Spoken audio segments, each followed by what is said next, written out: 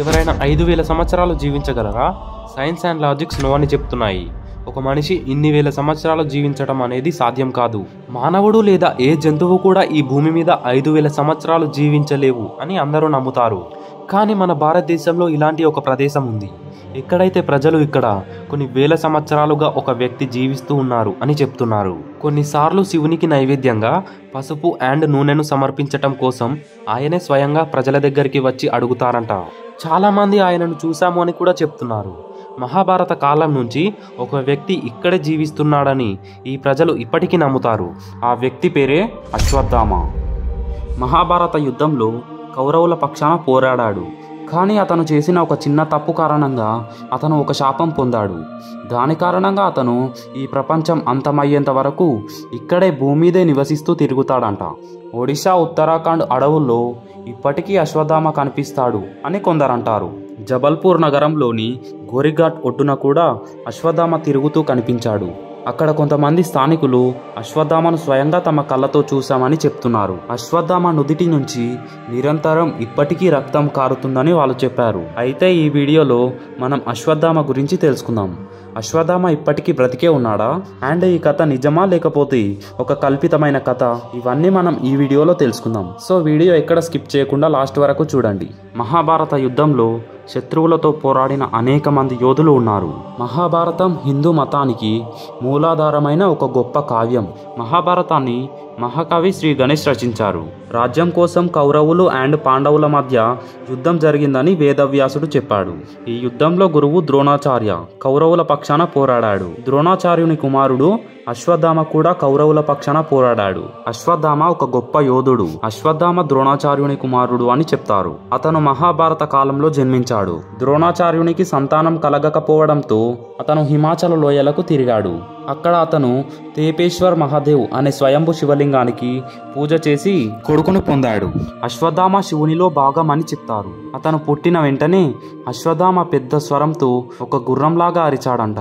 ఈ శబ్దం అన్ని దిశల్లో ప్రతిధ్వనించింది. ఈ ప్రత్యేక బిడ్డకు అశ్వత్థామ అని పేరు పెట్టినట్టు ప్రకటించారు. అశ్వత్థామ తలపై ఒక రత్నం ఉంటుంది. అశ్వత్థామ రత్నం అతని పుట్టుక నుంచి అలానే వచ్చింది. అతని తల్లి పేరు కృపి. కృపి అండ్ ద్రోణాచార్య చాలా కష్టమైన జీవితాన్ని అప్పట్లో గడిపేవారు. అశ్వత్థామకు తాగటానికి పాలు కూడా దొరికేవి కావు. అశ్వత్థామ తన బాల్యాన్ని చాలా పేదరికంగా గడిపాడు. అశ్వత్థామ తన స్నేహితుల మధ్య ఉండేటప్పుడు కూడా చాలా కష్టాలు పడినట్లుగా గ్రహించారు. అతని తండ్రి అశ్వత్థామ పరిస్థితిని చూసి తనకు తానే చాలా నిందించుకున్నాడు. అండ్ అతను మతపరమైన ధనాల కోసం ఎన్నో గోశాలల చుట్టూ తిరిగేవాడు. కానీ దానానికి ఒక్క ఆవు కూడా కనిపించలేదు. చివరికి తన చిన్ననాటి స్నేహితుడి దగ్గరికి ఎందుకు వెళ్ళకూడదు అని అనుకున్నాడు. ఆయన ఇంకెవరో కాదు, ద్రుపద్రాజు. అతను తన కొడుకు అశ్వత్థామతో కలిసి రాజు ద్రుపదుని ఆస్థానానికి వెళ్ళాడు. కానీ అక్కడ రాజు ద్రుపదుడు కూడా అతన్ని ఆస్థానం నుంచి బయటకు నెట్టేశాడు. అతని పేదరికం తారాస్థాయికి చేరినప్పుడు ద్రోణాచార్యుడు హస్తినాపురానికి వెళ్లాలని నిర్ణయించుకున్నాడు. అక్కడ కౌరవులకు పాండవులకు బోధించాడు. పాండవులు కౌరవులతో పాటు అశ్వత్థామకు కూడా ఎన్నో ఆయుధాలు ఇచ్చాడు, ఎన్నో శాస్త్రాలు నేర్పించాడు. ద్రోణాచార్యుడు పాండవులు అండ్ కౌరవులు ఇద్దరికీ గురువు. కానీ మహాభారత యుద్ధంలో ద్రోణాచార్యుడు కౌరవుల పక్షాన పోరాడాలని నిర్ణయించుకున్నాడు. తన తండ్రిలాగే అశ్వత్థామ కూడా పాండవులతో పోరాడాడు. రాక్షస సైన్యం ఘటోత్కచ్ నాయకత్వంపై దండెత్తినప్పుడు కౌరవులందరూ పారిపోయారని చెప్పుకుంటారు. ఒక్క అశ్వత్థామ మాత్రమే ఒంటరిగా నిలబడి ఘటోత్కచ్ కొడుకు అంజన్ పర్వాన్ని చంపాడు. యుద్ధ సమయంలో అతనికి కౌరవుడు లేదా ఇంకా ఏ యోధుడి అవసరం కూడా లేదని, కేవలం ఒక్క అశ్వత్థామే అందరినీ చంపగలడని నమ్మగలరు. ద్రోణాచార్యుడు అండ్ అశ్వత్థామ ఒకే సమయంలో పాండవుల సైన్యంపై చాలా భారాన్ని కలిగి ఉన్నారు. ఇది పాండవులకు చాలా కష్టంగా మారింది. అప్పుడు శ్రీకృష్ణుడు ఒక ఆలోచన చేశాడు. గురుదేవుణ్ణి బలవంతంగా ఎందుకు ఓడించకూడదు అని అనుకున్నాడు. అది కూడా మోసంతో కాదు.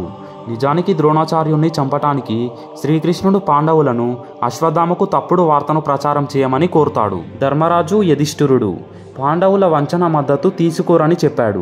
అప్పుడు శ్రీకృష్ణుని ఆజ్ఞ మేరకు యుధిష్ఠిరుడు అశ్వత్థామ అనే ఏనుగుని చంపాడు. ఈ వార్త తెలియగానే అశ్వత్థామ తండ్రైన ద్రోణాచార్యుడు తన కొడుకు అశ్వత్థామను చంపేశారేమో అని అనుకున్నాడు. దీంతో మనస్తాపం చెంది ఆయుధాన్ని వదులుకున్నాడు. అప్పుడు దృష్టద్యుమ్నుడు అవకాశాన్ని సద్వినియోగం చేసుకుని ద్రోణాచార్యుని తలను నరికేశాడు.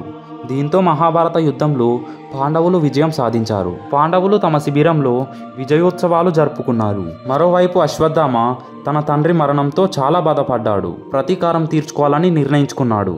అశ్వత్థామ రాత్రి పాండవుల శిబిరానికి చేరుకొని నానా బీభత్సం సృష్టించాడు. అశ్వత్థామ ద్రౌపది కుమారులందరినీ చంపేశాడు. ఆ తర్వాత అర్జునుడికి కోపం వచ్చి అశ్వత్థామను అనుసరించటం ప్రారంభించాడు. అప్పుడు అశ్వత్థామ అర్జునుడి మీదకు బ్రహ్మాస్త్రాన్ని వదిలాడు. అశ్వత్థామకు బ్రహ్మాస్త్రాన్ని ఎలా వదలాలో తెలుసు, కానీ వెనక్కి తీసుకోవడం తెలీదు.